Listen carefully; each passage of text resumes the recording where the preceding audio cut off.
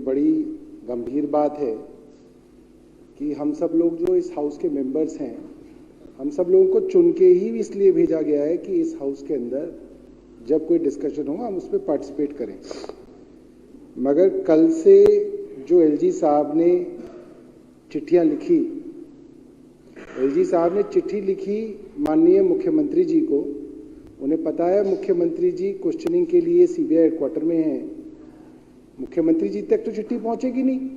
उन्होंने ये चिट्ठी मीडिया को दे दी और मीडिया के अंदर इस खबर को प्लांट करने की कोशिश की कि ये जो हाउस है, इसकी जो मीटिंग बुलाई गई है ये गलत तरीके से बुलाई गई है, जो कि मुझे लगता है कि एक गंभीर विषय है। एलजी साहब के दफ्तर से इस तरीके की चिट्ठी का लीक हो जाना बहुत गंभीर विषय है। किसने वो चिट्ठी लीक की और लिखा हुआ है, अच्छा मंत्री जी, क्योंकि अब देखिए क्यों, क्योंकि हमने ही नहीं पढ़ी वो चिट्ठी, इसलिए हमें नहीं पता कि उसके ऊपर सीक्रेट भी लिखा है। जो खबर फिर एलजी के दफ्तर से प्लांट की गई उसके अंदर वो चिट्ठी जो है वो दे दी गई, उसके जो है कंटेंट्स दे दिए गए। और मंत्री जो है लेजिस्लेटिव अफेयर्स के कैलाश जी वो बता रहे हैं कि उस चिट्ठी के ऊपर लिखा हुआ सीक्रेट। अब आप ये बताइए कि क्या इसकी जांच नहीं होनी चाहिए कि एलजी साहब ने जो चिट्ठी मुख्यमंत्री को लिखी और उस पर लिखा सीक्रेट, मुख्यमंत्री के पास तो पहुंची नहीं होगी क्योंकि वो तो मुख्यालय में थे ना। उनकी सीक्रेट चिट्ठी कोई मुख्यमंत्री के दफ्तर में खोल सकता है, तो ये चिट्ठी किसने खोली, इसकी जांच होनी चाहिए। ये तो सीधा सीधा जो है विशेषाधिकार हनन का मामला है। वो चिट्ठी आपको एंडोर्स की गई थी, वो चिट्ठी कैसे लीक हो गई, हमारे भाजपा के मित्रों को वो चिट्ठी और उसके कंटेंट्स कहां से पता चल गए, वो चिट्ठी अखबारों को कैसे पहुंच गई और क्या उसके अंदर क्या कहा गया। उसमें यह कहा गया कि ये जो हाउस है, अध्यक्ष महोदय आप ही इस हाउस को नहीं बुला सकती। मतलब कितनी अजीब बात है, आप इस हाउस की गार्जियन है, आप नहीं है तो अध्यक्ष जी के गार्जियन है। और जिस रूल बुक की बात कर रहे हैं, रूल पोजीशन की बात कर रहे हैं, वो तो स्पष्ट है। उसके अंदर रूल 17 है, adjournment of the house and the procedure of reconvening. The speaker shall determine the time when the sitting of the house shall be adjourned sine die or to a particular day or to an hour or part of the same day, provided that the speaker may, if he thinks fit, call a meeting of the house before the date or time to which it has been adjourned or at any time after the house had been adjourned sine die. दूसरा लिखता है, in case the house after being adjourned is reconvened under the proviso of sub-rule 1, the secretary shall communicate each member the date, time, place, duration of the next part of the session. अध्यक्षा महोदया, आपको सारे के सारे हक अधिकार दिए गए कि आप जब चाहें एडजर्न कर दें, जब तक चाहें तब तक एडजर्न कर दें, या अनिश्चित काल के लिए सिने डाई के लिए एडजर्न कर दें। और आपको अगर लगे तो आपने जब तक एडजर्न किया उससे पहले भी बुला लें, जब आपका मन करे बुला लें। इसमें तो सरकार के विषय में भी नहीं लिखा हुआ कि सरकार कहेगी तो आप बुलाएं, मगर एक संवैधानिक परंपरा है कि सरकार रिकमेंड करती है, उसके रिकमेंडेशन पे स्पीकर जो है वो ये हाउस बुला लेते हैं। अब एलजी साहब ने इसके अंदर कंट्रोवर्सी क्यों क्रिएट की, इसको समझिए। एलजी साहब को समस्या ये है कि उनके बिना कहे ये हाउस कैसे कन्वीन हो गया। वो कहते हैं कि भाई ये हाउस जो है प्रोरोग कर दो और फिर जब दोबारा बुलाओ तो मुझसे पूछो और मैं ये तय करूंगा कि ये हाउस बुलाया जाएगा नहीं बुलाया जाएगा। अध्यक्षा महोदय, ये हाउस हम सबकी तनख्वाह देता है, इन सब बाबुओं की तनख्वाह देता है। एलजी हाउस का खर्चा भी ये हाउस चलाता है। इस हाउस का खर्चा एलजी साहब का हाउस नहीं चलाता, ये हाउस एलजी हाउस का पैसा भी देता है। वहां पे जो अधिकारी काम कर रहे हैं, जो चिट्ठियां बना रहे हैं, उनकी तनख्वाह भी ये हाउस देता है। ये हाउस सुप्रीम है, एलजी साहब सुप्रीम नहीं है। ये गलतफहमी उन्हें कैसे हो गई।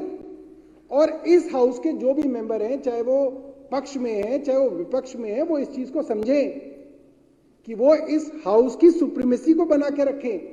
अपने राजनीतिक कारणों से आप एलजी साहब को सुप्रीम ना बनाए, वो है ही नहीं, संविधान में ऐसी व्याख्या ही नहीं है। अब सवाल ये आता है, एलजी साहब की तरफ से एक शाम को भी एक खबर प्लांट की गई और वो खबर जो प्लांट की गई वो खुद ही, मतलब ऐसे लोगों से एलजी साहब खबरों को प्लांट कराते हैं, मैं तो नाम भी जानता हूं, जिससे उनका मजाक उड़ रहा है।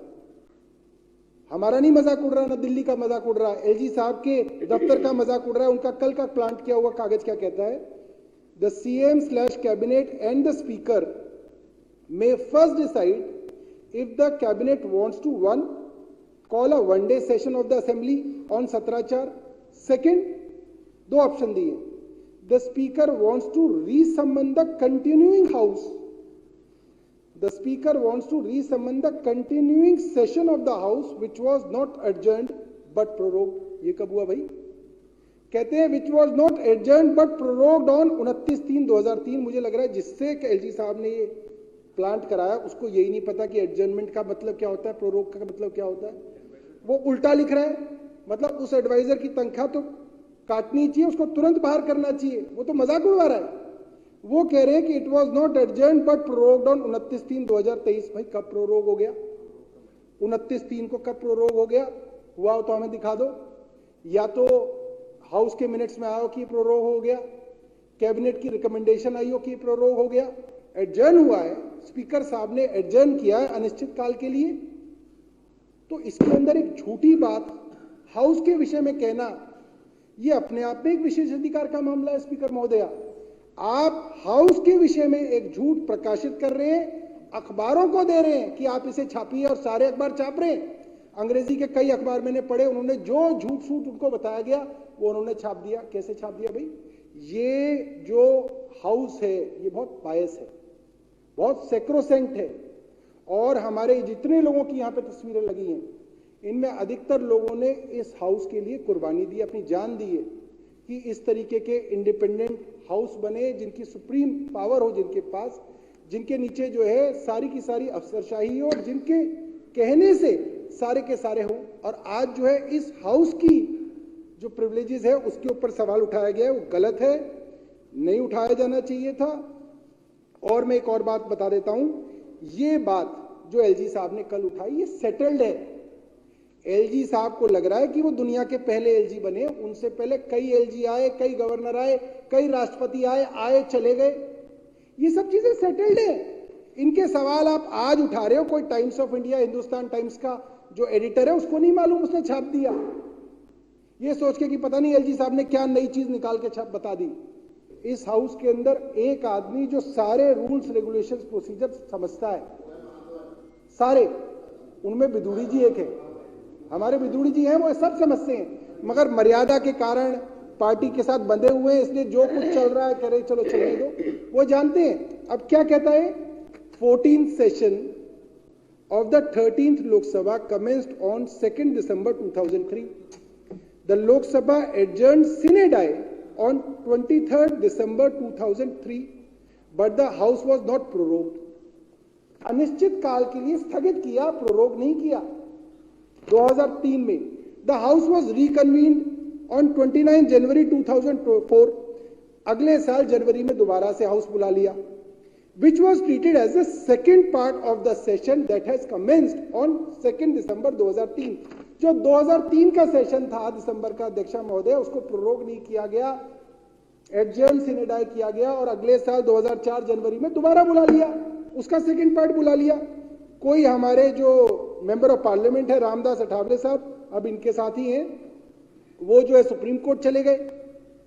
अब उसके अंदर सुप्रीम कोर्ट ने कॉन्स्टिट्यूशनल वैलिडिटी चेक करी, उन्होंने कहा कि साहब ये जो पूरा का पूरा हाउस की प्रोसीडिंग है यही कॉन्स्टिट्यूशनली इनवैलिड है, जो एलजी साहब भी करने की कोशिश में थे। जब जब सेशन बुलाना जाए उनको जो है कहा जाए कि साहब आप साइन कर दो, और फिर वो साइन करने के अंदर आपको पता ही है, कहेंगे नहीं आज नहीं मैं कल करूंगा, कल नहीं मैं परसों करूंगा, मैं नहीं करूंगा। बजट में ही आपने देखा क्या क्या क्या जो है किया गया।